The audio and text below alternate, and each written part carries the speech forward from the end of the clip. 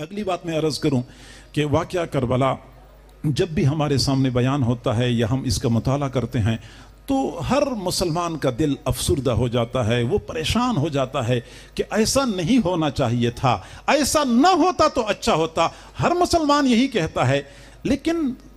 اللہ رب العزت نے اس روح فرسا واقعے کو وجود بخشا، اس کے پیچھے راز کیا ہے، اس واقعے کے اصل محرکات کیا ہیں، اس واقعے کے اصل عوامل کیا ہیں، یہ بات ذرا سمجھنے والی ہے۔ معزز سامعین توجہ فرمائیں،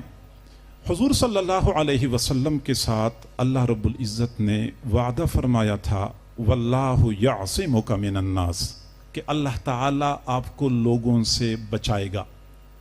اللہ نے وعدہ فرمایا اور آخری لمحے تک اللہ نے اس وعدے کو نبھائے رکھا۔ مشرکین مکہ ہوں یا یہود مدینہ یا پھر یہود خیبر، تمام تر دشمنان نے حضور صلی اللہ علیہ وسلم کی مخالفت میں تمام حدیں پار کر دی، لیکن اس کے باوجود کسی کو بھی اللہ رب العزت نے موقع نہیں دیا کہ وہ رسول اللہ صلی اللہ علیہ وسلم کی جان تک پہنچ سکے۔ وجہ کیا تھی کہ اللہ تعالیٰ نے وعدہ فرمایا تھا کہ میں آپ کو لوگوں سے بچاؤں گا، میں آپ کی حفاظت کروں گا۔ ایک طرف تو اللہ رب العزت نے وعدہ فرمایا کہ کوئی کافر آپ کی جان تک نہیں پہنچ سکے گا، دوسری جانب حضور صلی اللہ علیہ وسلم کی اپنی چاہت تھی، آپ کی اپنی تمنا تھی۔ صحیح بخاری شریف کی روایت ہے، آپ صلی اللہ علیہ وسلم فرمایا کرتے تھے لَوَدِدْتُ أَنِّي أُقْتَلُ فِي سَبِيلِ اللَّهِ ثُمَّ أُحْيَا ثُمَّ أُقْتَلْ ثُمَّ أُحْيَا ثُمَّ أُقْتَلْ، مجھے میری یہ چاہت ہے کہ میں اللہ کے راستے میں شہید کر دیا جاؤں، پھر زندہ کیا جاؤں، پھر شہید کیا جاؤں، پھر زندہ کیا جاؤں، پھر شہید کیا جاؤں۔ بار بار آپ کی یہ چاہت تھی، یہ تمنا تھی۔ اب ایک طرف تو آپ کی تمنا یہ تھی کہ مجھے شہادت کی موت مل جائے، دوسری جانب رسول اللہ صلی اللہ علیہ وسلم کے ساتھ اللہ کا وعدہ تھا کہ میں نے آپ کی حفاظت کرنی ہے۔ ظاہری بات ہے کہ اللہ کے وعدے کا تقاضا یہ تھا کہ رسول اللہ صلی اللہ علیہ وسلم کو شہادت کی موت نہیں مل سکتی، دوسری جانب آپ کی چاہت بھی تھی، اللہ رب العزت نے آپ کی چاہت کو بھی پورا کرنا تھا، آپ کو شہادت کا اعزاز بھی بخشنا تھا، لیکن یہ اعزاز براہ راست آپ صلی اللہ علیہ وسلم کو ملنا ممکن نہیں تھا، اس لیے اللہ رب العزت نے اپنے محبوب صلی اللہ علیہ وسلم کو بالواسطہ طور پہ شہادت کا اعزاز عطا فرمایا۔ دنیا کا دستور ہے کہ اولاد کے کارنامے آباء و اجداد کے کھاتے میں ڈالے جاتے ہیں۔ بیٹا بڑا کارنامہ سر انجام دیتا ہے تو باپ کا سر فخر سے بلند ہو جاتا ہے، پوتا بڑا کارنامہ سر انجام دیتا ہے تو دادا کا شملہ بھی اونچا ہو جاتا ہے۔ اولاد کے کارنامے ہمیشہ کے لیے آباء و اجداد کے کھاتے میں ڈالے جاتے ہیں۔ اللہ رب العزت نے اپنے محبوب صلی اللہ علیہ وسلم کی جھولی میں شہادت کا اعزاز ڈالنا تھا، براہ راست ممکن نہیں تھا۔ آپ صلی اللہ علیہ وسلم کے نواسے حضرت حسین کے واسطے سے اپنے محبوب کو شہادت کا اعزاز عطا فرمایا۔ ایک محرک اور ایک عامل تو اس میں یہ تھا کہ اللہ نے اپنے محبوب کو شہادت کا اعزاز بخشنا تھا، ڈائریکٹلی ممکن نہیں تھا، انڈائریکٹلی اللہ نے اپنے محبوب کی جھولی میں شہادت کا اعزاز ڈال دیا۔ دوسری بات، اللہ رب العزت نے اس بڑے اور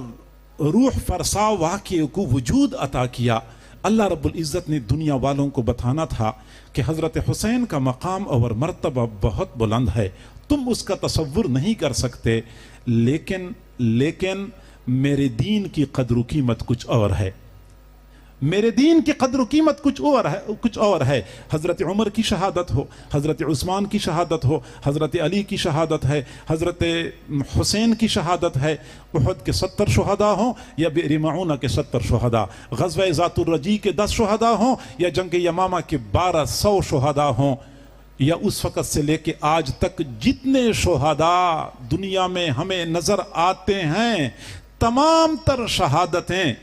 دین متین کی خاطر ہو چکی ہیں، اور یہ وہی دین ہے جو آج ہمارے درمیان قسم پرسی کی حالت میں موجود ہے۔ میں ان شہداء سے محبت کرتا ہوں، میں ان شہداء کے تذکرے کرتے ہوئے اپنا سر فخر سے بلند کرتا ہوں ٹھیک ہے یہ ہمارے لیے باعث افتخار ہے، لیکن دوسری جانب جب میں سوچتا ہوں، اپنے گریبان میں جھانک کے دیکھتا ہوں تو میرا سر شرم سے جھک جاتا ہے کہ ان صحابہ نے جس دین کی خاطر اپنا خون بہایا تھا، اپنی جانوں کی قربانی دی تھی، اس دین کو تو میں یکسر پس پش ڈال چکا ہوں۔ اگر میں ان شہداء سے محبت کرتا ہوں، میں ان شہداء کی شہادتوں پہ فخر کرتا ہوں، تو سب سے اولین فریضہ میرا یہ بنتا ہے کہ میں اس دین کو سینے سے لگاؤں جس دین کی خاطر ان حضرات نے قربانی دی تھی۔ دنیا کا دستور ہے ہر ادنا چیز اعلیٰ پر قربان ہوتی ہے، ادنا چیز اعلیٰ پر قربان ہوتی ہے۔ چنانچہ ہم چارہ کاشت کرتے ہیں، چارے کے اوپر ہم کھاد قربان کرتے ہیں، پانی قربان کرتے ہیں، سپرے کرتے ہیں، تو یہ ساری چیزیں ادنا ہوتی ہیں۔ چارہ اعلیٰ ہوتا ہے تو پانی اور کھاد چارے پر قربان۔ چارہ قیمتی ہوتا ہے لیکن بکری سے زیادہ قیمتی نہیں ہے، چنانچہ بکری کو ضرورت پڑتی ہے، ہم چارہ کاٹ کے بکری کے سامنے ڈال لیتے ہیں تو چارہ بکری پر قربان۔ جب ضرورت پڑتی ہے تو پھر بکری ہم ذبح کرتے ہیں انسان کے لیے، بکری انسان پر قربان۔ تو ہم یہ کہتے ہیں کہ پانی چارے پر قربان، چارہ بکری پر قربان، بکری انسان پر قربان، اور انسان رب رحمان پر قربان۔